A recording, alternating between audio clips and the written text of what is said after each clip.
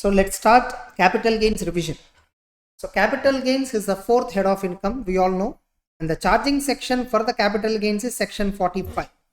And in 45 we have various subsections. Generally, subsection 1 is predominantly recognized as charging section, primary charging section for capital gains. So what the charging section says? So directly we'll open the book and then read. So any profits and gains arising on transfer of capital asset, getting it, is taxable during the previous year in which transfer takes place. So this is what the charging section conveys. Correct? Just a minute, I'm opening simultaneously so you can along with me while we are listening to the concept, we will simultaneously revise. So what is there? So the charging section says any profits or gains which are arising on transfer of capital asset in the previous year will be chargeable to tax. Now you see, capital gains is taxable when in the previous year when the transfer is effected. So whatever the year in which we transferred, what you transferred, capital asset you transferred. So when you transfer the capital asset in a particular year, suppose I transferred capital asset on 4th February 2023. 4th February 2023 comes under which previous year? It comes under previous year 22-23. So in this year, on that capital asset, since you transfer, getting it, capital gains will attract. So in this year it is taxable. Accordingly, in the assessment year, you have to file IT return and pay tax on that capital gain. Understood? Now you see in the charging section, there are two important elements. That is, one is transfer, another one is capital asset. So now capital asset is defined under 2 clause 14, whereas transfer is defined under 2 clause 47. Now immediately we have given here also what is a capital asset. And if you observe, capital asset definition starts with the capital asset means. Getting it? See, in capital gains, we have computation formats. So the process of computing capital gain for non-depreciable assets, for depreciable assets, for slump sale, the process of computing capital gains is different. Getting it? Again, for depreciable asset, the SSC is following block of asset approach under income tax law. The computation logic is different. For the SSC who is following SLM method, the computation logic is different. Anyhow, I'll come back to it. Let's first focus on the charging section. So capital asset means what? Capital asset means it's property of any kind. Anything is a capital asset. Getting it? The pen which I am holding, the digital pen. Getting the point? This is Apple Pencil 2. Getting it? So this is a capital asset as per the definition, which is held by an SSC, whether or not connected with business or profession. It doesn't matter whether it is connected with your business or personal. So even every personal asset of you, every business asset of you, everything is a capital asset. Everything. However, stock in trade is not a capital asset. What is it? Stock in trade is not a capital asset. So if at all you are having any assets in business, with which you are buying and selling commodities. So trading, you are trading in some goods. Those goods are not capital assets. However, there is a point. Any securities held by foreign institutional investor, or we also call them as foreign portfolio investor. If at all a foreign institutional investors are holding securities in accordance with some SEBI regulations, the security is in the hands of foreign investor is always a capital asset. What is it? Always a capital asset. That's why you see here, stock in trade is generally not a capital asset, right? What they mentioned, other than securities held by foreign institutional investor, which means suppose I'm a foreign institutional investor. Suppose my organization is a foreign institutional investor. I am buying and selling securities regularly. It's my trading activity. It's my business. But still, we call it as capital asset only. Maybe the foreign institutional investors may record that in stock in trade in his books of accounts. But under income tax, the securities held by foreign institutional investors are declared as capital asset. Whether he is trading in them or not doesn't matter. It's a capital asset. So for him, whenever any profit or loss that is arising on these securities, they are assessable under which head of income? Capital gains, not PGBP.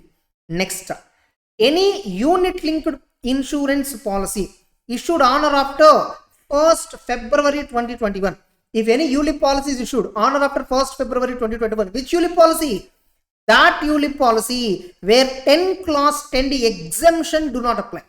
If that policy, that's an ULIP policy issued on or after 1st February 2021, on that exemption under 1010D do not apply. Why? Because the premium payable on that policy in any 1 year during the tenure of the policy. Suppose the policy tenure may be 10 years or 15 years or 5 years. For any 1 year, if the annual premium payable exceeds 2.5 lakh, then that ULIP policy is not exempt under 1010D. Maturity amount is not exempt under 1010D, and that ULIP policy is treated as capital asset.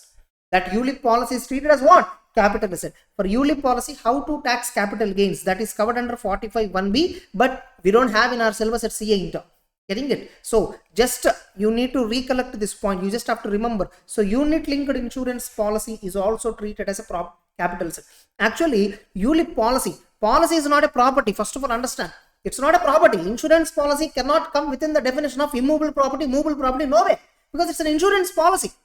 Getting the point? That's why they specifically mention any unit linked insurance policy you should honor after 1st February 2021, which is not exempt under 10 clause 10D because of the premium payable on that policy exceed 2.5 lakh in any 1 year during the tenure of the policy. So these are capital assets, and stock in trade is not a capital asset. And personal effect, what is it? Personal effect also not a capital asset. What is the personal effect? Personal effect must be movable, and it must be used for personal purpose. If I am using some asset which is movable, held for personal use, then that comes under personal effect. Suppose I have a car which I am using it for my personal purpose. It's movable. It's a personal effect. What is it? It's a personal effect. Suppose I'm having a phone and it's my personal purpose, I'm using it. It's a personal effect. Remember, suppose if I buy a laptop which is for my practice, nothing but for my profession. Getting the point? So laptop is a movable item, but am I using it for my personal purpose? No, it's a profession, business or profession purpose you are using, which is not personal. It's a capital asset. So in case of business or profession, all movable items which are used for business or profession, they are capital assets. They are depreciable assets. They are capital asset. Only those movable items which are used for personal reason, they are only treated as personal effect. And remember, a personal effect is not a capital asset. Accordingly, whenever you buy and sell personal effect, capital gains provision will not apply. Please make a note. Capital gains provision will not apply on personal effects. Now, there are some, items which are excluded from personal effect definition. There are some items which are excluded from personal effect definition. What are they? So jewelry, archaeological collection, drawing, painting, sculpture, any work of art. These items are movable. These are used by you for personal purpose only. But still, they are not treated as personal effect. Remember, capital asset excludes personal effect. Personal effect excludes these items, which means if these items are not personal effect, if these items do not come under personal effect, it do not come under exclusion from capital asset definition, which means these items are treated as capital assets. So if at all you are wearing some gold jewelry, you or your wife or your family members, if they sell that gold jewelry, even though it is personal used, it is liable for capital gains. Not only that, rural agricultural land is not a capital asset. See, in income tax, they don't use the word rural agricultural land, urban agricultural land like that. They use the word agricultural land not situated in specified area. They have given a word called specified area. Specified area is nothing but what? Urban area. If the agricultural land is situated in urban area, nothing but specified area, it's an urban agricultural land. If the agricultural land is not situated in specified area, that means it's not an urban land, which means it's a rural agricultural land. So if a land is there, you are using it for agriculture purpose, and that agricultural land is situated within the specified area, it's a capital asset. If it is not situated in specified area, means it is there in the rural area, then it is not a capital asset. Now, how to decide what is specified area exactly? Specified area means generally getting it within a jurisdiction of municipality or cantonment board. So within a municipality, municipal corporation or cantonment board, if at all you are having one agricultural land, that's always a capital asset. That's always an urban agricultural land. It's always a capital asset. Suppose you are having the agricultural land outside the municipality limit, outside the cantonment limit. Getting the point? But you know what? From the limit of the municipality, within 2 kilometers you have that land. From the limit of the municipality, within 2 kilometers you have that land. Now you are having a land within 2 kilometers from a particular municipality limit. If that municipality or cantonment board population as per latest census published, if it is more than 10,000, if it is more than 10,000, if any land is situated within 2 kilometers, getting the point, it's an agricultural land. Sorry, it's an urban land. It's an urban agricultural land. It's a capital asset. Suppose your land is situated beyond 2 kilometers, nothing but, you see here, this is the municipality limit, this is the municipality limit. You are having a land within 2 kilometers. Suppose somewhere here you are having the land which is within 2 kilometers from municipality limit. Getting the point? Now if this municipality population is 10,000 minimum, getting it, then this land is capital asset, urban land. We call it a specified limit. Suppose if your land is situated within 6 kilometers, suppose this is 6 kilometer radius, 6 kilometer border, the municipality limit, from the municipality limit, your land is almost beyond 2 kilometers, but less than 6. So your land is very far away from the municipality. If at all, this municipality population is more than 1 lakh, which means the population is very huge, which means 6 kilometers is not a big distance from that particular limit, because population is very huge. So up to 6 kilometers from the municipality limit, definitely people will be traveling frequently. Therefore, it's an urban agricultural land. Therefore, it's a capital asset. Suppose if your land is situated in the 8th kilometer, within the 8 kilometers radius, from the municipality limit, the municipality limit is this. From this limit, your land is situated within 8 kilometers. Somewhere here it is situated beyond 6 kilometers, but not exceeding 8. So here it is beyond 2, but less than or equal to 6. Here it is beyond 6 kilometer, but less than or equal to 8 kilometer. In such a case, is this, can I call this as urban area? Can I call this as specified area? Yes, you can call it a specified area. Suppose if this municipality population is minimum 10 lakh. If this municipality corporation, if this municipal limit, if that municipality or cantonment population is minimum 10 lakh, then the land situated in this particular, even if it is within 8 kilometers, we can call it as what? Capital asset. It is urban area. Suppose if the agricultural land is situated outside 8 kilometer, even though this municipality population is 1 crore, doesn't matter. From the limit of the municipality, from the limits of the municipality, beyond 8 kilometers, any land is there, agricultural land, we call it as rural agricultural land. Accordingly, it's not a capital asset. So any land which is situated beyond 8 kilometers, we always call it as what? Rural agricultural land. Accordingly, we cannot call it as a capital asset. Suppose you are having a land here, somewhere which is our 10th or 11th kilometer after the municipality. But if this comes under another municipality 8 kilometers below, suppose if this land, it's very simple. Let us assume we have some cities like Guntur and Vijayawada. Getting it? So you are having a land here which is 8 kilometers away from Guntur, but this is within 8 kilometers from Vijayawada. See, 8 kilometers, 6 kilometers, 2 kilometers from which municipality? From any municipality. So I have an agricultural land at one place that is not falling within 8 kilometers of any municipality or cantonment board. Then only it's a rural agricultural land. I hope you understood these, this one. Then what else? Is not a capital asset? The following: specified gold bonds is not a capital asset. Special bearer bonds is not a capital asset. Gold deposit bonds which are issued under gold deposit scheme, gold monetization scheme 2015 or 2018. Gold monetization bonds or gold deposit bond, they are not capital asset. And you remember sovereign gold bond. What is it? Sovereign gold bonds. They are always capital asset. Sovereign gold bond is capital asset. Suppose when I purchase, I deposited my gold and I obtained gold deposit bond. I sold this gold deposit bond to somebody, or gold monetization scheme bonds to somebody. This is not at all capital asset. Accordingly, capital gain will never apply to me. Suppose I purchased the sovereign gold bond. Sovereign gold bond means why? Who will purchase sovereign gold bond? Suppose you have money, you want to invest in gold, but you don't want to carry the physical gold with you. But you want to invest in gold, but you don't want physical gold. So you can buy a bond. Getting it? Suppose you want to buy 10 grams of gold, right? You buy this bond, pay the 10 grams equivalent money to the government. Government will give a sovereign gold bond. On that bond, they will mention 10 grams clearly. So this bond is having some 5 years to 10 years duration. So at the time you redeem it. So whatever market value is there on the rate of redemption of the gold value, that much only you will get back. Sovereign gold bond is a substitute for physical gold. So sovereign gold bond is a capital asset. Remember, able to understand? And remember, sovereign gold bond, if you transfer, you are liable to pay capital gains tax. Suppose you purchase sovereign gold bond, you did not sell it to anybody, you waited until its maturity time, you redeemed it with the government itself again. Getting the point? Redemption of sovereign gold bond is covered under section 47. Sir, what is 47? 47 talks about transactions that are not treated as transfer. You see the charging section, As per charging section, what is it? Only if there is a transfer of capital asset, then only capital gains apply. So what you transferred must be capital asset and there must be transfer. If at all it is not a transfer, suppose sovereign gold bond I redeemed, it is not a transfer. It is not treated as transfer. Section 47 clearly says that. Therefore, capital gains will not apply on that.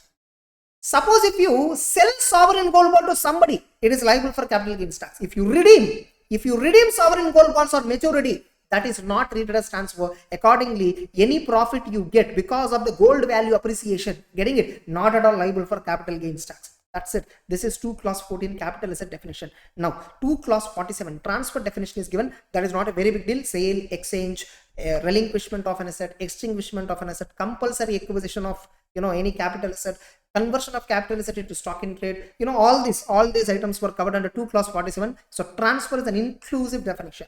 Getting the point? So 2 clause 47 is not a big deal. Fine. So now only when there is a transfer of capital asset, capital gains apply. Correct? Now you see how to compute capital gains. Now if you recollect, we have computation. For the purpose of computation, we have 4 sections. One is 48, 50, 50A, 50B. Getting it? So how to compute capital gains in all these cases? For depreciable assets, let us look at depreciable assets. So for depreciable assets, how to compute capital gains? Section 50 talks about capital gains. Now if you recollect, suppose which section 50 talks about which assets? Depreciable assets, where the SSE is following block of asset approach. So block of asset approach. If the SSE is claiming depreciation under PGBP for depreciable assets under block of asset method, so for them, how to compute capital gains? There is a format. Now there is a block of asset format, right? Generally, what is the format for block? For each block, opening WDV of the block. So something plus additions in that block. So actual cost of additions. So we will generally split more than 180 days, less than or equal to 180 days. So we will mention like this. Getting it? So we will get some value. Now you have this, this is called as gross block value. This is called as what? Gross block value, or we can also call it as value of block. What we can also call it as value of block or gross block value. So how to compute gross block value? How to compute value of the block? Opening value will be there. Additions in that year, in that block, if at all any assets were purchased, no. If any machineries are purchased, no. If any furniture is purchased in that furniture block, no. Then that is treated as what? Additions. So opening plus additions is equal to, we call it as what? Value of block. So you compute value of the block. Now from that, I'm telling you block of asset format, which is covered under 43. Getting it? Which is covered under 43 subsection 1. So from that, amount received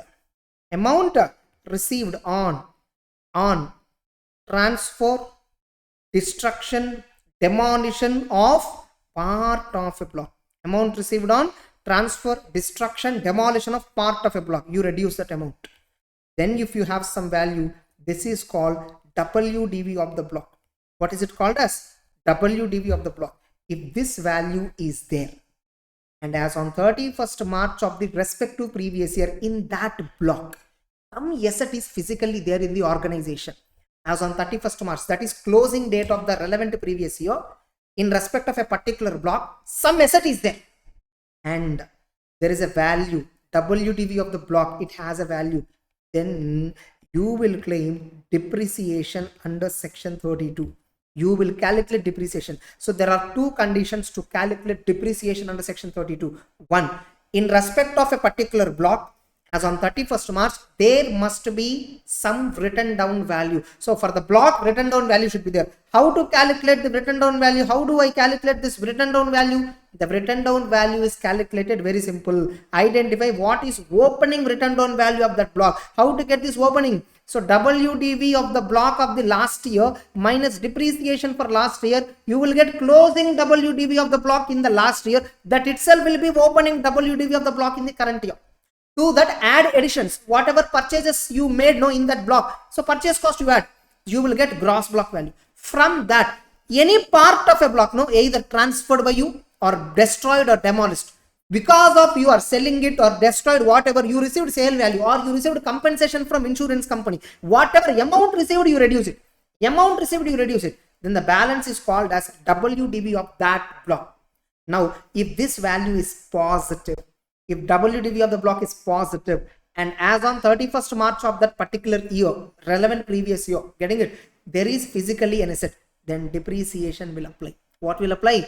Depreciation will apply. So how to calculate this depreciation? Anyhow, when I'm doing PGB revision, once again I'll be repeating that. So now working note 1, let us assume. So written down value of the block, this is also called as value available for depreciation. What is it also called as? Value available for depreciation. So this value split into 4 parts. Split into four parts. Allot this value, appropriate this value, apportion this value.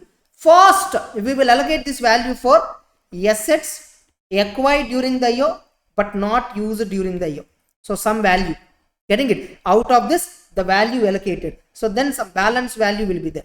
Now this balance value then allocate to this one, assets acquired during the year but used for less than 180 days, then allocate. If still some value is there after allocation, then allocate to assets which are purchased during the year but used more than or equal to 180 days, allocate. If still some value is there in this, getting it, then balancing figure allocate here. So here depreciation is 0%, here depreciation is half rate, here depreciation is full rate, here depreciation is full rate. Like that, if you apply the value into rate, you will calculate normal depreciation. That normal depreciation, if you reduce, you will get the closing WDV of the block. And remember, depreciation computation we have not discussed yet. I'm just giving you a brief idea. What is important for capital gains chapter until now is only this particular, only up to this. Only in capital gains relevant to remember this format, getting it. So now if there is a positive value for this block and there is a asset as on 31st March, block is existing, it is not seized, the block is not ceased to exist, block is existing and value is there, then you calculate what? Depreciation. Suppose either as on 31st March block is not there or this value is turning negative, you don't calculate depreciation, you calculate capital gains straight away. Nothing but we'll see one small example. Suppose there is a plant and machinery, 15% block, there is a block. So this opening WDV, this plant and machinery opening WDV is 10 lakh, during this year. So let us understand, it is 22 23 previous year. So during this year we purchased some additions of plant and machinery which are carrying 15% rate of depreciation. We purchased 5 lakhs worth of plant and machinery. Now tell me, what is the gross block value? 15 lakh. In the same year we transferred part of a block. We transferred what? Part of a block. Suppose I transferred it for 5 lakhs. Now what is the balance? Only part of a block I transferred, not full block. So what is the WDV of the block then? 5 lakhs, 15 lakhs minus 5, 10 lakh. So WDV of the block is there and part of a block only we transfer. Means part of a block is existing as on 31st. We calculate depreciation. Suppose part of a block only I transferred, but I transferred for 25 lakh. At what price I transferred?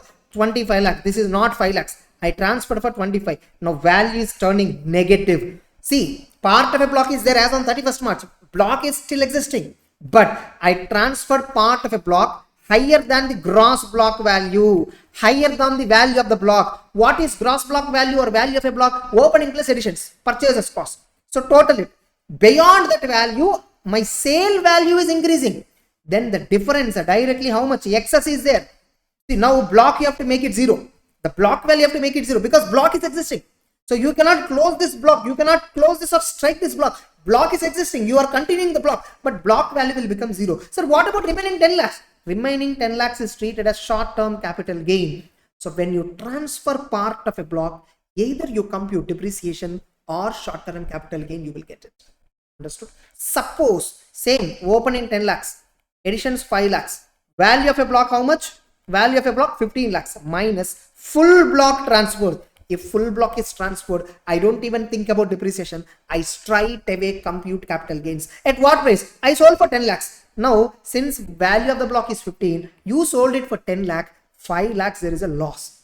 5 lakhs there is a loss. Suppose I sold it for 25 lakhs. 10 lakhs there is a profit. If it is a loss, it's a short-term capital loss. If it is a profit, it's a short-term capital gain. Understand? In respect of depreciable asset, If full block is transferred, either you get short-term capital gain or short-term capital loss, which means there is no question, there is no possibility of depreciation in respect of full block sold. As on 31st March, block itself is not there. Whereas in part of a block sale, if you sell part of a block for an amount less than block value, then value will be there, return on value, asset is there, depreciation. If you transfer part of a block for higher than the amount received is more than value of the block, the excess amount is short-term capital gain. I hope you are clear. And remember, in respect of depreciable asset, block of asset approach or even SLM approach, whatever it is, in respect of depreciable asset, the capital gain or capital loss that we compute is always treated as short-term. Generally, whether, see, capital gains itself means immediately you should recollect there are two types of capital gains. One is long-term capital gain, another one is short-term capital gain. Why we need to discuss like this? Because the tax rate for long-term capital gain is different from short-term capital gain. So how to determine, how do we know whether a gain is a long-term gain or short-term gain? How do we know? It depends upon nature of capital asset. What is it? It depends upon nature of capital asset. Wait, I'll come to that later. First, let me close this block of asset approach. I hope you understood depreciable asset, block of asset approach, how to compute capital gain. Clear? Now, let's look at section 50A. How to compute capital gains in respect of electricity company which are following SLM method. Electricity companies following SLM method. Let's assume SLM method means asset wise they follow, not block. Suppose electricity company is having a particular plant and machinery, you know, some code is here, 15 plant and machinery, some 25. It's not rate, just plant, that number plant and machinery number is what? 25th plant and machinery. So that plant and machinery is there. Opening WDV, some value 10 lakhs is there. Opening WDV is what? 10 lakhs. You know, this plant and machinery was originally purchased for what price? 20 lakhs. Originally it was purchased for 20. So every year straight line method they are claiming depreciation 1 lakh, 1 lakh, 1 lakh, 1 lakh, 1 lakh, like that 10 years over already. Right now the opening value of that particular machinery of that asset is 10 lakhs. Now current year we want to calculate depreciation. Check as on 31st March. As on 31st March is the asset is available? Yes, available. Calculate depreciation, find out closing value, go to the next year. Suppose as on 31st March this asset is sold. This asset is sold as on 31st March. Okay, asset is not there as on 31st March, which means no depreciation. So in income tax, whether it is block of asset approach or not SLM approach, you will calculate depreciation only on the closing date, 31st March. As on the date, block is there, value there, calculate depreciation. SLM, asset is there, calculate depreciation. Otherwise, we don't calculate depreciation. Straight away, we calculate capital gains. Now, so as on 31st March, this 25th plant and machinery sold by the company. At what price? The company sold it for 5 lakhs. Second case, company sold it for 15 lakh. Third case, company sold it for 25 lakh. Okay, so one case, company sold this asset for 5 lakh. Another case, company sold it for 15. Another case, they sold for 25. Suppose in this case, you see, case number 1. What is the value of that particular asset as on 31st March before providing depreciation? 10 lakhs. Asset is sold for 5 lakhs, which means 5 lakhs is a loss, right? It is treated as terminal depreciation. It is treated as terminal depreciation under section 32. Directly this 5 lakhs you can claim deduction in PGBP. Now suppose this value of the asset is what? 10 lakh. Now you sold it for what? 15 lakh. Now there is a 5 lakh profit, no. Profit, no. When there is a loss, you are reducing under PGBP. When there is a profit also, this is treated as balancing charge. What is it called as? Balancing charge. Nothing but profit on sale of asset. Profit on sale of asset.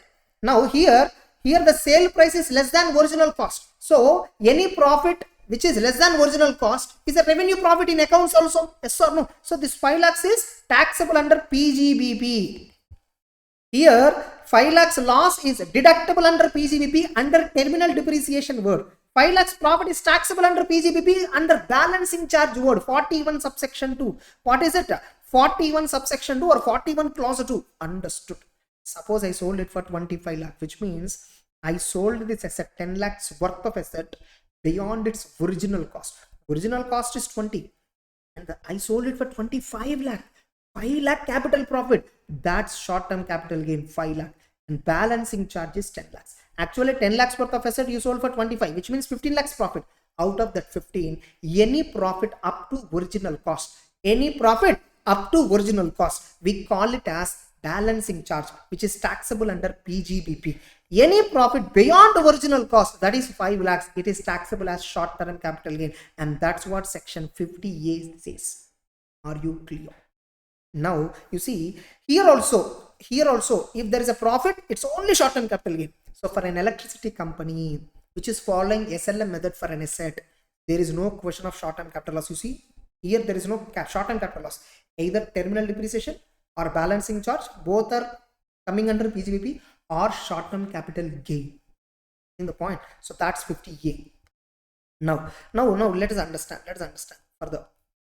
So we understood now computation, we understood now the section 50 is over, 50A is over. Now how to calculate capital gains for non-depreciable assets. This is where entire capital gains discussion is about.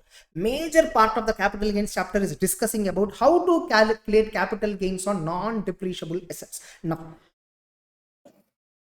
I hope until now you are clear. Just a minute. Now, before I continue to talk about non-depreciable asset, first of all, we are having two types of capital gains. One is short-term capital gain, another one is long-term capital gain. How to decide whether a capital gain, capital profit or capital loss, is it a long term or short term? How to decide? It depends upon nature of capital asset. Capital asset means what? We know a property of any kind, whether or not related to the business. Getting it? That's a capital asset. Now, nature of capital asset means what? Capital assets are broadly classified into two categories: long-term capital asset, short-term capital asset. What is it? Long-term capital asset, short-term capital asset. 242A, 229AA. So these are the sections which are talking about the definition of long-term capital asset, definition of short-term. What is a long-term capital asset? Which is not a short-term capital asset, is a long-term capital asset. What is a short-term capital asset? Short-term capital asset, no. So when an asset is coming under short-term capital asset, see, whether an asset is a short-term or long-term, it depends upon period of holding. How long I am the owner for that asset? For how long I am the owner? How long I am holding that asset as a owner? Is important. Now they have given three criteria: 12 months criteria, less than or equal to 12 months, less than or equal to 24 months, less than or equal to 36 months. There are three criteria which they have given. Getting it? Less than or equal to 12 months, only two assets were given: unlisted shares, immovable. Why to write unnecessarily time waste? So I'll directly show you in the book itself.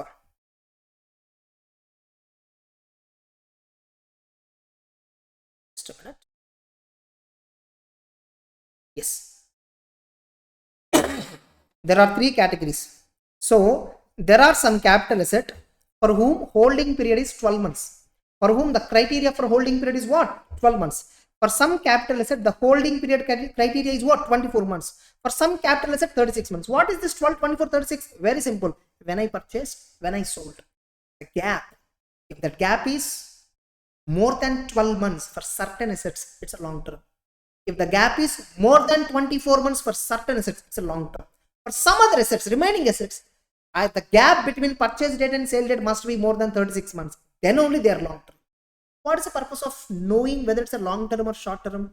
Because long term capital gains are subject to tax under section 112, 112A, whereas short term capital gains are subject to tax under 111A and normal rates.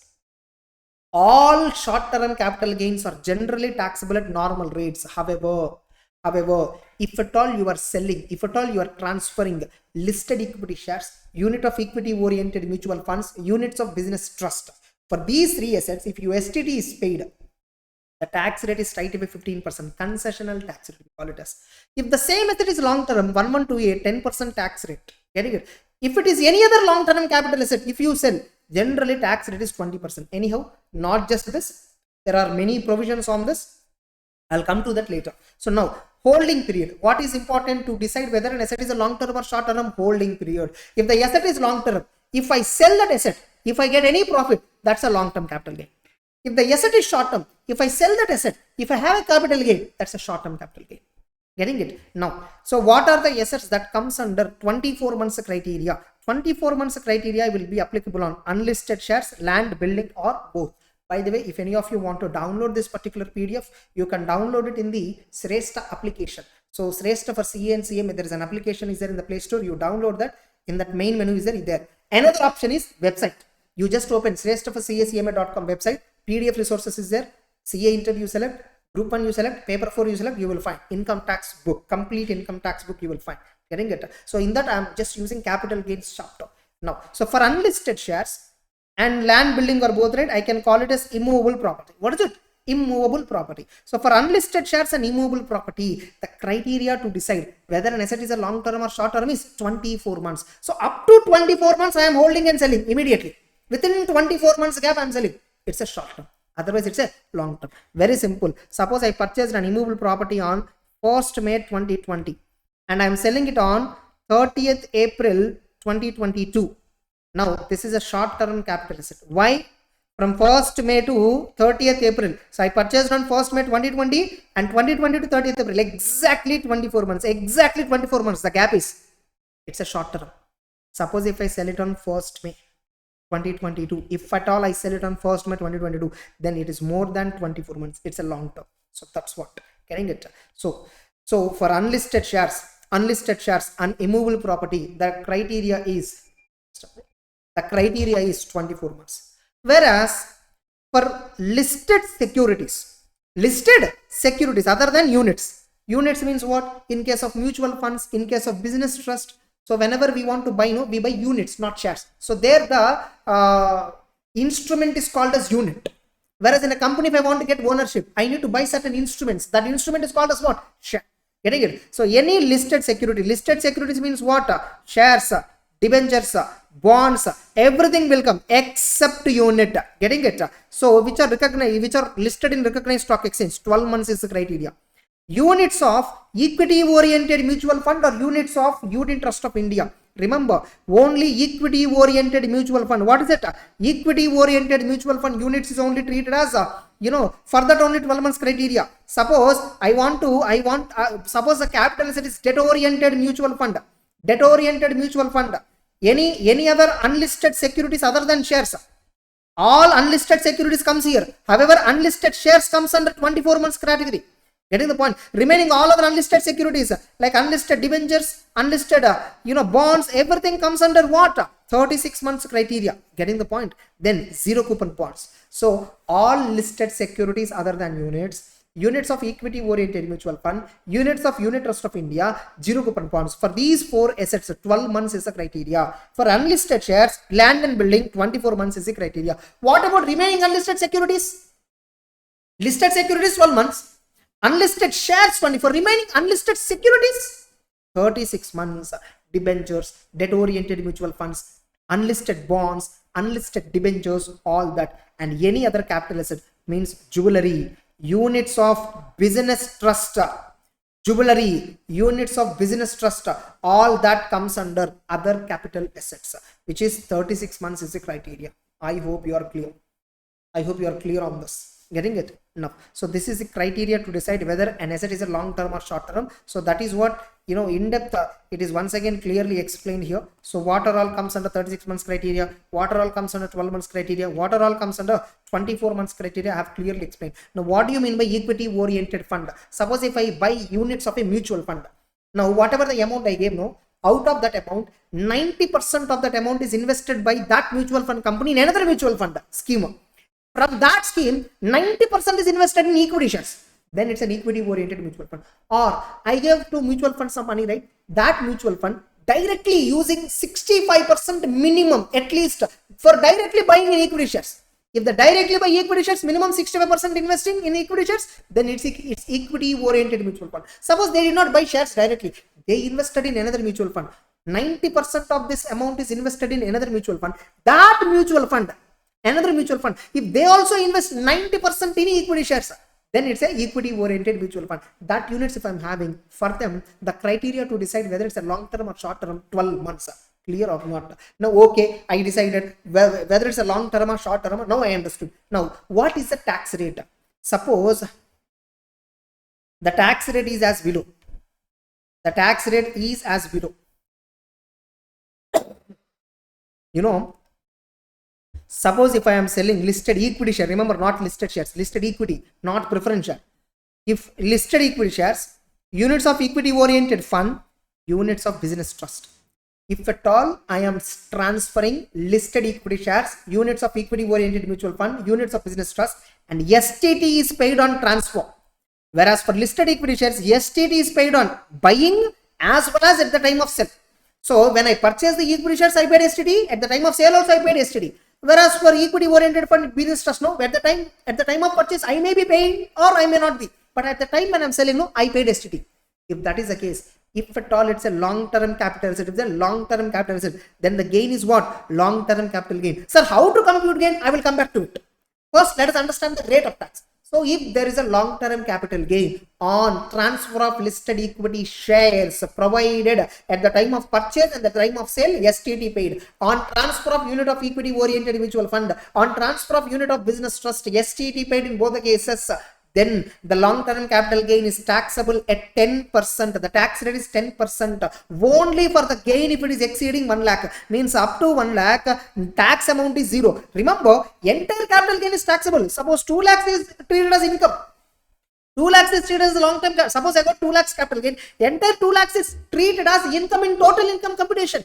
But while computing tax on that, the tax is levied only on the capital gain portion which is more than 1 lakh. So since capital gain is 2 lakhs, up to 1 lakh no tax rate. Beyond 1 lakh tax is only, beyond 1 lakh if you have a gain, only on that amount tax is levied at 10% flat rate. Able to understand? And you know what? When you are computing long-term capital gain under 112A, when you are computing long-term capital gain under 112A, getting it, indexation benefit is not available. You cannot claim indexation. Sir, what is indexation? Don't worry. Generally, as per provision number 2 to section 48, whenever the asset is a long-term capital asset, the cost of acquisition while computing capital gain, indexation facility is there. If at all you are not able to remember, don't worry. I'll slowly come to that. Getting it? Next.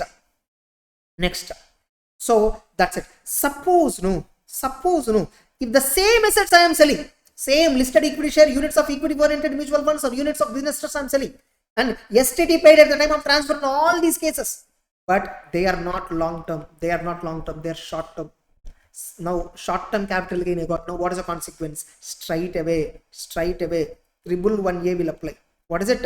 111A will apply. As per 111A, short term capital gain is taxable at 15%. Sir, here also do we have 1 lakh exemption? No, only if it is a long term capital gain. Beyond 1 lakh, the extra gain is taxable at 10%. What is short term capital gain? Short term capital gain, even if it is 10,000 rupees, flat 15% tax rate will apply. Whether the SSE is a company, whether the SSE is an individual, whether the SSE is a partnership firm, doesn't matter. Straight away 15%, which is a concessional, beneficial rate. Even if it's a long term, tax rate at 10% is a very beneficial rate, which is a very good rate. Getting the point? Now, suppose I am selling listed equity shares. I am selling units of equity oriented mutual fund, and I am selling units of business trust. But where am I selling? I am selling through a stock exchange, where the stock exchange is located in International Financial Service Center. Where the stock exchange is located where? IFSC, Gift City, Gujarat, example. So in that stock exchange, I sold this. And in that stock exchange, STT itself do not apply. It's a listed share, but STT itself do not apply because it's an IFSC zone. It's something like a special economic zone. So STT is not applicable on that particular zone since I did not pay. Now tell me, short-term capital gain, is it taxable at normal rate? Remember, for a company, normal rate is 30%. For a partnership firm, normal rate is 30%. For an LLP, normal rate is 30%. So that short-term capital gain, will it be taxable at 30% because STT is not paid? No. If at all you are selling in IFSC, because of that STT is not applicable. Because of that STT is not paid. Because in an IFSC zone, special economic zone, STT will not apply. Even then, even if STT is not paid on that short-term capital asset transfer, still 15% benefit you can claim. 15% tax rate, concessional tax rate benefit you can get. Same way for long term also. If at all you sell a listed equity share, units of business oriented fund, units of equity oriented mutual fund, units of business trust in a special economic zone like IFSC, International Financial Service Center, in that case, STT is not applicable and you didn't pay. Still, the capital gain is taxable at 10%, exceeding 1 lakh rupee. For clarity. Now, what about remaining capital assets? Very simple. Remaining capital assets. Suppose I am selling unlisted securities. Unlisted securities. Getting it? Unlisted securities means simply they are called as shares of closely held company. You may call it as unlisted security, or you may call it as shares of closely held company. In income tax, no, they don't use the word closely held company. We are using it for benefit, for our understanding closely held. Closely held company means it is a company in which public is not interested. Public is not substantially interested. Getting the point? So it is not a widely held company. It's a closely private limited company, unlisted public company, like that. So if you are selling unlisted shares, straight away tax rate is 20%. If any capital gain you have got, no long-term capital gain, 20%. Suppose if the same unlisted securities you are selling, it's a short-term, normal rates. If it is short-term, normal rates. If it is long-term, straight away 20%. Suppose the same unlisted securities or shares a non-resident is selling, or a foreign company is selling, for them the tax rate is just 10%. But you know what? They don't have indexation benefit. They don't have indexation benefit. For a resident and ordinary people, when we are selling unlisted security, we can calculate capital gain using indexation methods, all that, and we have to pay 20% tax rate on the capital gain. Since indexation is not there, tax rate is high. If indexation is there, tax rate is high, 20%. If indexation is not there, capital gain will be higher, tax rate is lower, that is 10%. Suppose we are residents or non-residents, whoever it is, we are selling listed security. Now, what is the tax rate? So you have given an option. What is the option? Compute capital gain without indexation. Don't take indexation benefit, calculate capital gain, and on that gain, calculate 10% tax and see how much is the tax. Compute another method. Compute capital gain after availing indexation. On that, apply 20% tax rate and see the tax amount. Wherever tax amount is lesser, that option you choose. So when you are selling listed securities and zero coupon bond, you have an option. So 10% without indexation, 20% with indexation. Any other assets, 20% is the, any other capital asset we are selling long term, the tax rate is straight away 20% on the long term capital gain portion. Of course, indexation facility is there. I think remember, whenever you are having a capital gain, all the capital gains are taxable at what rate? Special rates. These capital gains are not having basic exemption limit exemption. Getting it? So if you are an SSE having normal income and capital gains income, keep capital gain separately. Only short-term capital gain taxable at normal rate. That is normal income. Remaining 112 capital gain, 112A capital gain, 111A capital gain, they're all taxable at special rates. Now I have basic exemption. My normal incomes are very less. Suppose I'm a super senior citizen. My basic exemption is 5 lakhs. And my normal income is just 1 lakh only throughout this entire year, including short-term capital gain, normal short-term capital gain. I have 4 lakhs basic exemption, which I'm not using. If you have unutilized basic exemption limit, that unutilized basic exemption limit can be fast utilized for long-term capital gain taxable at 20%. Set off long-term capital gain taxable at 20%, that amount comes zero after setting off with basic exemption. Still you have unutilized basic exemption limit, then set it off against short-term capital gain taxable at 15%. If you still have the amount, then set it off against 112 capital gain, 112A capital gain, which is taxable at 10%. If at all you are having basic exemption limit free, unutilized limit, first use it for, if at all you are having long-term capital gain taxable at 20, then use for that, set off. Still exemption limit is there, then use it for 15% criteria. Still limit is there, then use it for 10% criteria. Getting it? Then after set off, still 10% gain is there. Beyond 1 lakh, tax it at 10%. Simple logic. Getting it?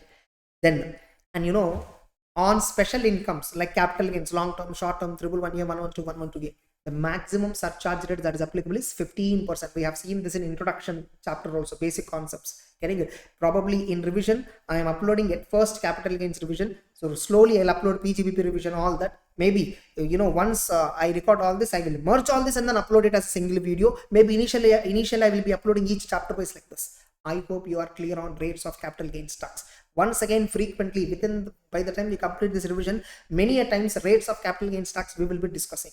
Clear? So by the way, what are we discussing? So we are now we understood in capital gains, we are having 2 types of capital gains, so long term, short term.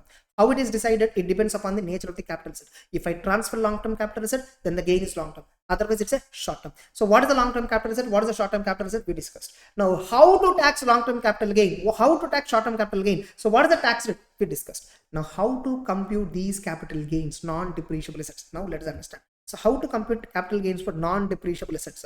There is a note, there is a format for computation of capital gains for non-depreciable assets. You see here, this is a format. What is the format? This is the format. Getting it? That itself is given in this book. So first, see, how to compute capital gains? Very simple. I sold at some price, so sale value minus I purchased it. No, acquisition cost is there. No, reduce it. The balance is what? Capital gain. The same format is given, but little bit detailed mode. So you received consideration, no, sale consideration. Keep that amount. Now here in capital gains, no, instead of calling it as sale consideration, they are calling it as full value of consideration. They are calling it as what? Full value of consideration received by you. How much? Sometimes you receive consideration non-monetarily plus monetarily. So in that case, only monetary amount you are putting. How come? You receive non-monetary also, no, that has a value, no. Then put value. So total consideration you receive, no, what is its total value? Put that value. So full value of consideration, how much?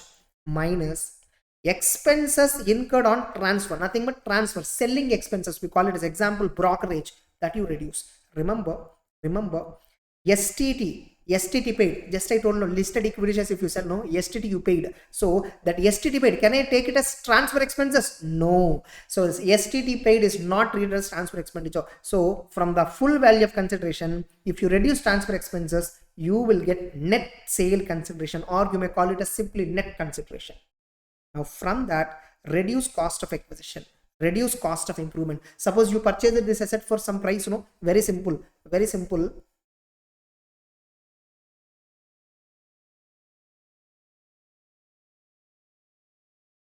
Suppose, no, I purchased a particular house. I purchased a house for 10 lakhs.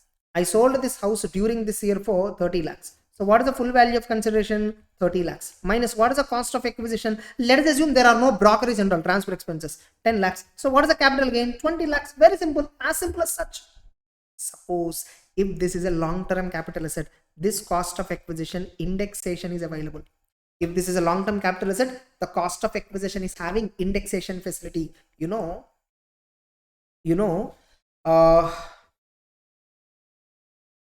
long-term capital asset, the cost of acquisition will be indexed. Cost of improvement will also be indexed. So what is cost of acquisition? What is cost of improvement? Suppose, no, I purchased a house for 10 lakhs. On that, I spent 5 lakhs and constructed additional floor. So I purchased it in 2003-4. I constructed additional floor in 2007-8. Again, I constructed third floor. This is actually G+1. Thereafter, I constructed second floor. Thereafter, I constructed third floor. So this third floor is constructed in 17-18. Getting it? Finally, in 22-23 year, I sold this house for 1 crore. So what is the full value of consideration? 1 crore. What is normally without indexation? Let us see. What is cost of acquisition? You acquired it for 10 lakhs. How much improvement you spent? I constructed second floor and third floor. This is improvement I did. So which is 15 lakh. So balance is what? 75 lakh capital gain. Now actually, no, you purchased this house in when 2003-4. You are selling this in when 2020-23. The gap is what? More than 24 months. What is this asset? Long-term capital asset. If the asset is long-term, what is this? You have indexation facility. Cost of improvement can be indexed. So cost of acquisition can be indexed. Cost of improvement can also be indexed. So let us understand. So 1 crore is full value of consideration minus indexed cost of acquisition. How to index? So what is the cost of acquisition? 10 lakh. Getting it? Multiplied by CII of year of transfer. In our example, 22-23 is the year of transfer. So cost inflation index of year of transfer, numerator, divided by cost inflation index of the year in which asset is first held by the SSE. So denominator is what? Cost inflation index number you have to keep. For which year? For the first time when you become the owner. For that year you should keep index number. Able to understand. So now, we purchased it in 2003-4, right? In exam they'll give you what is index number for 3-4 year, what is index number for 22-23. If the transfer year is 23-24, what is index number for that year? So for their year of transfer, for all the years whatever they use in that problem, they'll give you index number. You should pick the right index number. Getting the point? So in this example, indexed cost of acquisition is equal to 10 lakh multiplied by 22-23 index number divided by 2003-4 index number. Suppose, no, you purchased this asset before 1/4/2001. Suppose you purchased this asset before 1/4/2001. Denominator is only from 0102. Index numbers were given only from 2001 onwards, because 2001 is the base year. So for base year, index number is 100. Able to understand. So for 22-23, index number is 331. For 23-24, index number is 348. So these index numbers will be notified by the CBDT itself. Don't worry, you need not remember index numbers, all that. In the book also, we have given index numbers clearly. So getting it. So now, so indexed cost of acquisition. What is the formula? You see here, what is the formula? So what is actual cost of acquisition? Identify. CIA, cost inflation index, for the year in which asset is transferred. So what is the year in which you transferred the asset? Further, what is the index number? What is the year in which you first purchased this asset, or 1/4/2000 or 2001, whichever is later. Suppose you purchased this asset in 2003-04, then 2003-04 number. You purchased this asset in 95-96 year, then 2001-2 number, because 2001-2 itself is the base year from which indexation is available. So denominator can be least number in the denominator is 100. There is a least number. Less than 100 is not there in the denominator. Able to understand. So like this, if you compute, now you will get cost of acquisition, indexed cost. Now what do you mean by cost of acquisition? You know, the cost of acquisition is discussed under section, the meaning of cost of acquisition is given under 45 and 49. Sorry, 55 and 49. The definition for cost of acquisition is given under 55, and further discussion on the cost of acquisition is given under 49. No. So how to like what is 55, what is 49? What 55 says, as per section 55, what is cost of acquisition? Actual cost. Suppose if at all you acquire the asset, on or before 1/4/2001, then cost of acquisition shall be actual cost or FMV on 1/4/2001, whichever is higher. Actually, the section says at the option of the SSE. Suppose actual cost is 10 lakhs. I purchased the asset in 95-96 for 10 lakhs. I purchased a land in 95-96 for 10 lakhs. Market value as on 1/4/2001 was 30 lakhs. Now I sold this land in 22-23 for some 1 crore. Now, minus what is cost of acquisition? Since I purchased this before 1/4/2001, there is an option given to me. Actual cost you take or market value on 1/4/2001, whichever is optional. Whatever you want to choose, you choose that. Suppose 10 lakhs is the actual, 30 lakhs is there. Which one I will choose? 30 lakhs I choose. Why? If the cost is high, my capital gain will be lesser. Then my tax amount will be lesser. So that value I will choose. So actual cost or fair market value on 1/4/2001 at the option of the SSE. So simply which one I will choose? Whichever is higher, that value I will choose as cost of acquisition. Suppose you purchased this particular building somewhere in 1992-93 year. Then after in 95-96 you constructed additional 4. Then after in 98-99 you constructed another additional 4. So cost of improvement is also there. The section 55 clearly says any cost of improvement before 1st April 2001. What is it? Any cost of improvement before 1st April 2001 shall be ignored. Any cost of improvement before 1st April 2001 shall be ignored. So getting the point. So what is cost of acquisition? Generally, how much ever amount you paid. Suppose if you purchase this capital asset before 1/4/2001, then cost of acquisition is actual cost you paid when you purchase, or market value on 1/4/2001, whichever is higher. Any improvement you spent before 1/4/2001, ignore. Suppose you spent improvement on that asset before you sell this asset, you did some improvements to it. Capital expenditure you spent on that. Whatever improvement in whatever the year in which you spend improvement, that much you can claim deduction.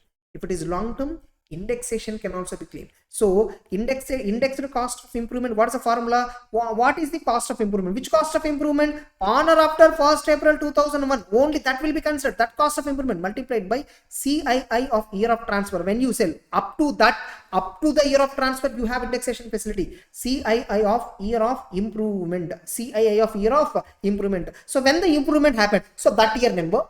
Numerator when you transfer that year index number. So which means up to year of transfer, inflation benefit is given. So your cost can be inflated using index numbers. That inflated cost can be reduced from the capital gains.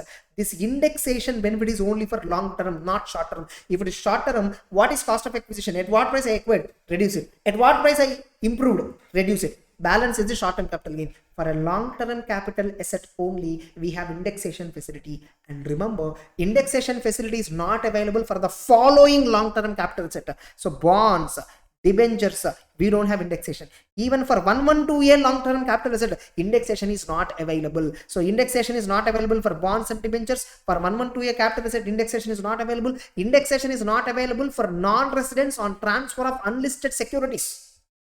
Non-resident is selling some unlisted, shares or securities. For him also indexation is not available. Straight away 10% tax rate on the capital gain. So 20 lakhs is sale price. You purchase it for 10 lakhs. 10 lakhs is profit. 10% tax rate for the non-resident. For bonds and debentures also indexation is not available. However, capital indexed bonds, sovereign gold bonds, getting it, capital indexed bonds, sovereign gold bonds, they are eligible for getting indexation benefit. Zero coupon bond, no indexation benefit. Continuously, past 1 hour, we are revising, still not yet over. Now, sometimes no. I did not purchase the capital asset. My ancestor, my father purchased the capital asset, or I got a land and building from my father. My father got the same land and building. He didn't purchase, he got it from my grandfather. Getting the point? Now tell me, suppose I today I sold one land and building. I sold one land and building for 20 crore. I sold one land and building for 20 crore. At what price you purchase? Cost of acquisition? Well, I paid zero, nothing. I did not pay anything because I got it as an inheritance from my father. So what is the cost of acquisition? Zero. Wrong. There is a section called 49 subsection 1. What is cost of acquisition in certain special modes of acquisition? What is cost of acquisition under special modes of acquisition? Under 49 subsection 1, they have given certain modes. Any capital asset, if I am getting as a gift, will, inheritance, succession. Getting the point? Gift, will, inheritance, succession. Any capital asset, if I receive under these methods, getting it. So, previous owner holding period will also be considered. Whether an asset is a long term or short term, how to decide? Generally, when I purchased, when I sold. I already told, if the gap is more than 12 months, more than 24 months, more than 36 months, it's a long term. Otherwise, it's a short term. Sometimes, not from acquisition date. When I acquire this asset, not from date we consider duration. We consider the duration from previous owner purchase date, previous asset purchase date. Getting the point? So, the 2 clause 42A no, which defines short-term capital asset, it has given certain cases where for determining the capital asset nature, previous owner holding period will also be considered. Previous asset holding period will also be considered. Like what are they? Very simple. So I'll directly open that text. This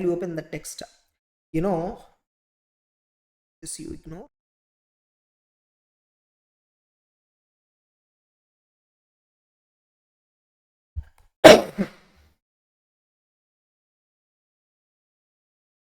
clause 1. Yes. Suppose you actually sold one land and building. How you got this land? You sold it now. But before you sell, you got this land now. How you got? You got it on distribution of assets by HUF in partition. You are actually a member of the family, HUF. HUF got partitioned. On partition, you received an asset. Or you got it as a gift or will. Or you got it under succession or inheritance. Or you got it because of the distribution of asset on liquidation. Company liquidated and they distributed the asset, and now you received the asset. That asset you are selling subsequently. Or you got it from a trust. Getting it? To the trust, somebody given that asset. Now, or you are a holding company having 100% shares in one particular company. So you are a holding company of a company which is 100% subsidiary. So from that subsidiary, you acquired this asset. Or you are a subsidiary company. You acquired this asset from holding company. In both the cases, the recipient transferring must be Indian company. Or you are an amalgamated company. Suppose Syndicate Bank amalgamated with Canara Bank. So Syndicate Bank is closed. Canara Bank has received all the assets and liabilities of Syndicate Bank. Now Canara Bank sold one of the land. So from when holding period we will consider, from when we consider holding period, when the syndicate bank originally purchased, from that date we consider holding period. Previous owner holding period shall be considered. What are all the cases where previous owner holding period will be considered? If the capital asset is received under gift, will, inheritance, succession.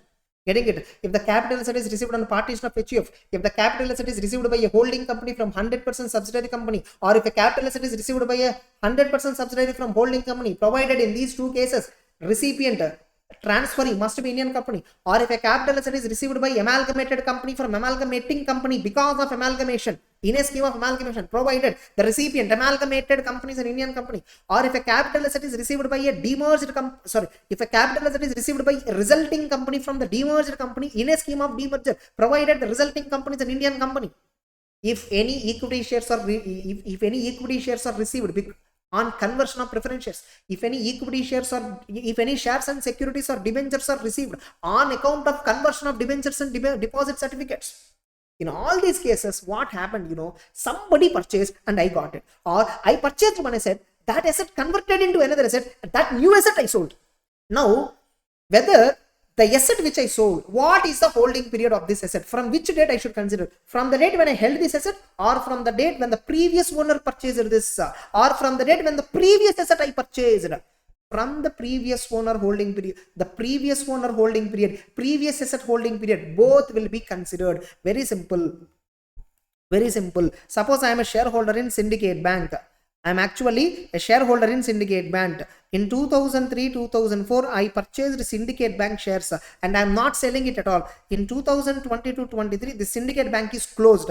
Canara Bank has purchased this entire bank assets and liabilities. Now what happened? I am having shares. No, the shares were cancelled. For me, Canara Bank shares were given. When they gave? 22-23 year they gave. I sold it in 23-24 immediately. Now what is the holding period? From 22-23 in which I got this Canara Bank shares till 23-24. The gap is less than 12 months. No. From the date when you purchase syndicate shares, no, from that date you consider holding period. From which date? Previous asset holding period will also be considered. So earlier you are having shares in Syndicate Bank, no, 2003-4 to 2020-23. So that entire holding period will also be considered as holding period of Canara shares. For how long you are holding Canara shares? You can confidently tell that I am holding it from 2003-4. Hey, you are holding it Syndicate Bank shares? No. Yes, that company got amalgamated with Canara Bank. So it's an amalgamating company. I am a shareholder of amalgamating company, receiving shares of amalgamated company in a scheme of amalgamation in lieu of shares cancelled in amalgamating company. Able to understand? Same way demerger also. So in all these cases, previous owner, previous asset holding period will be considered. Now what is cost of acquisition?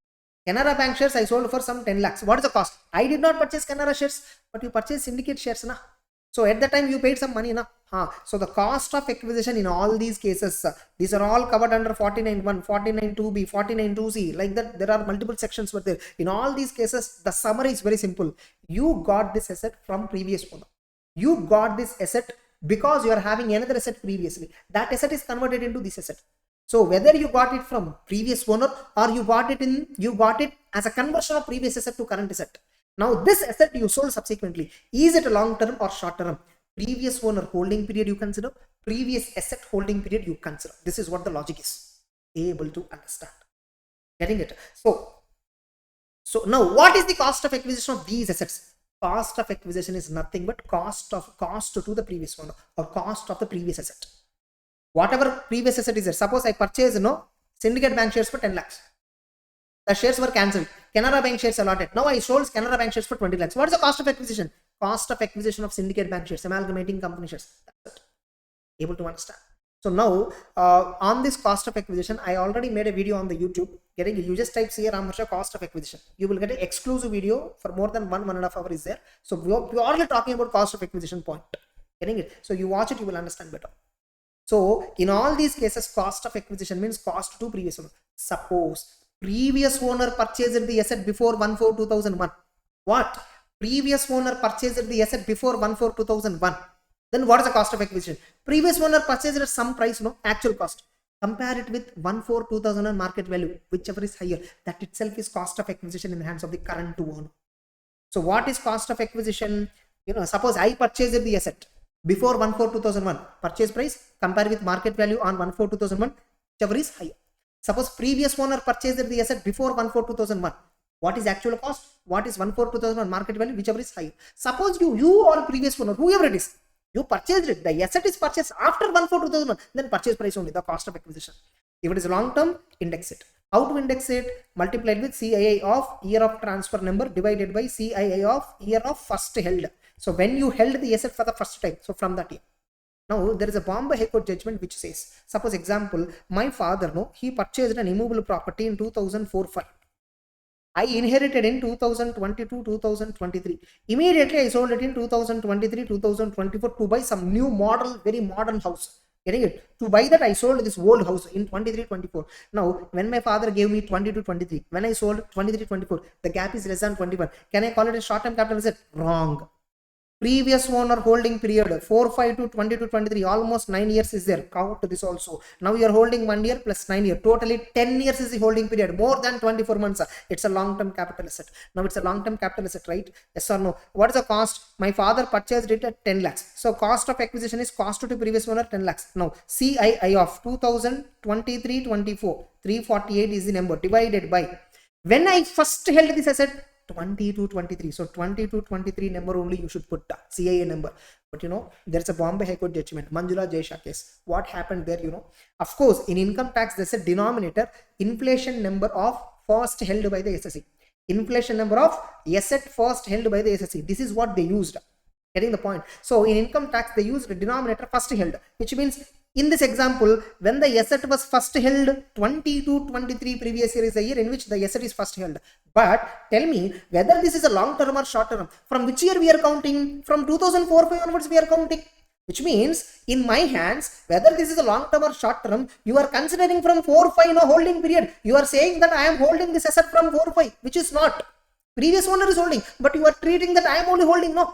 So now why can't I claim to 4-5 index number here, so that my cost will increase, so that my capital gain will decrease? Bombay High Court agreed that. Bombay High Court said, yes, correct.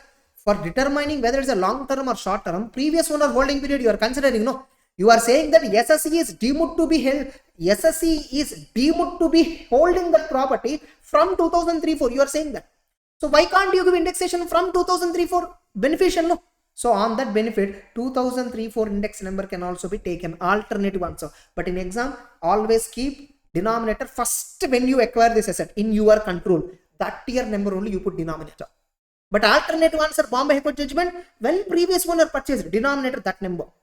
See, if the denominator is old number, smaller number, indexed cost will be higher. If indexed cost is higher, consideration minus higher cost is equal to capital gains will be lower. That's the benefit. Are you clear?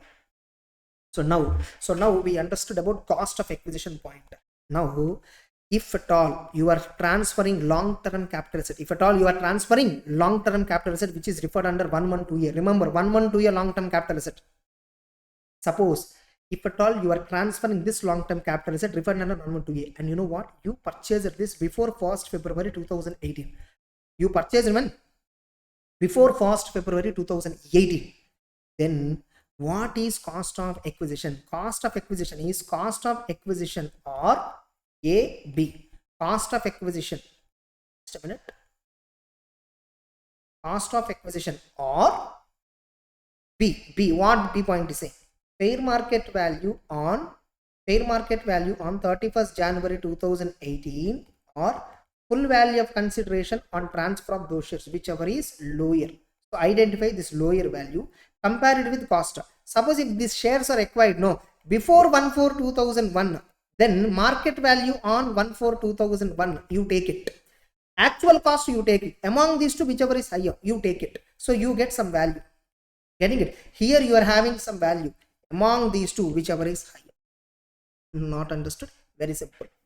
Suppose I purchased one listed company shares, Tata Consultancy Services. These company shares I purchased in 1998-99. 100 rupees I purchased. Fair market value on 1/4/2001. Fair market value on 1/4/2000 is 500.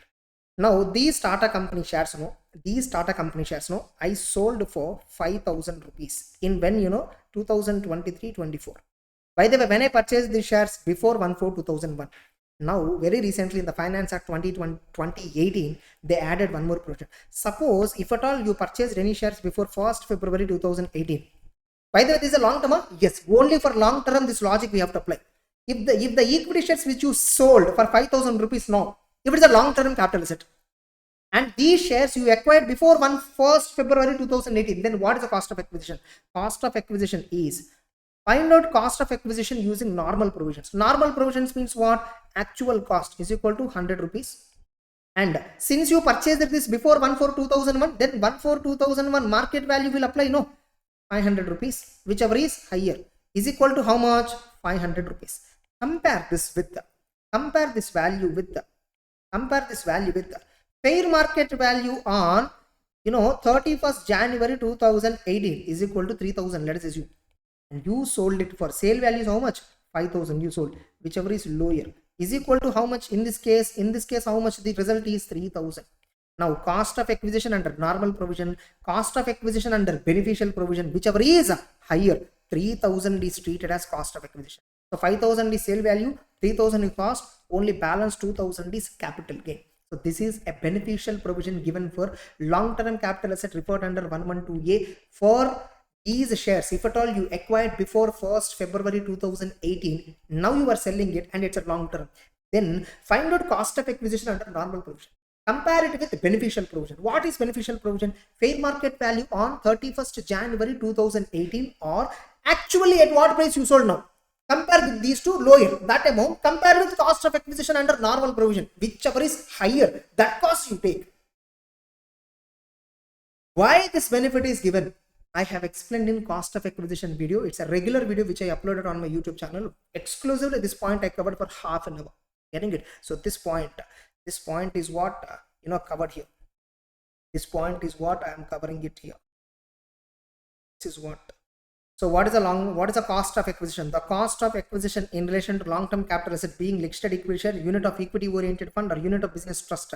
The cost of acquisition is cost of acquisition of such asset. What is cost of acquisition? Generally actual cost, or if the asset is acquired before 1/4/2001, then FMV or actual cost, whichever is higher. So that value you compute. Compare it with FMV of that asset on which date? 31st January 2018. FVC received on that. So in our example, FMV is what? 2,000, 3,000. FVC is what? 5,000. Whereas original cost I purchased in 1998 is for 100 rupees. A fair market value on 1/4/2001 500. So this will come 500. 500 between these two lower means 3,000. So 500 or 3,000, whichever is higher means 3,000. Getting it? So listen to this video in the past 10 minutes. You listen to it once again, you will get clarity. So in fact, I clearly gave explanation on one specific video. You just type it in the YouTube, caramharsha cost of acquisition video. You will find it. So that's cost of acquisition. We understood. So now you see, we are understanding capital gains computation. So how to compute capital gains on non-depreciable assets? How to compute capital gains on non-depreciable assets? We are understanding. How to compute capital gains on non-depreciable assets? So what is full value of consideration? First identify consideration. From that eliminate transfer expenses. From that reduce cost of. What is cost of acquisition? Generally, if I purchase the asset, I am only selling it. Cost of acquisition is purchase price. If I purchase before 1/4/2001, actual price or fair market value on 1/4/2001, whichever is higher. Suppose if these are listed shares, which are referred under 112A, and I purchased them before 1st February 2018, then cost of acquisition means identify cost normal. Normal means what? Actual cost. Or if I purchase them before 1/4/2001, then FMV on 1/4/2001, whichever is higher, that is cost of acquisition under normal provision. Then look at beneficial provision. What is beneficial provision? Fair market value on 31st January 2018. Amount at which you actually sold, full value of consideration, whichever is lower. That amount you compare with normal provision cost of acquisition, whichever is higher, that much you take. Why this entire logic has been constructed? What is the logic behind this? I clearly explained in my regular video of 1 hour, which I uploaded on YouTube. So just type caramharsha space cost of acquisition. You will find a video. Then cost of improvement. So if it is a long term, improvement cost can be indexed. So if at all any improvement expenditure is incurred by you or incurred by previous owner, whoever it is, before 1/4/2001, 0.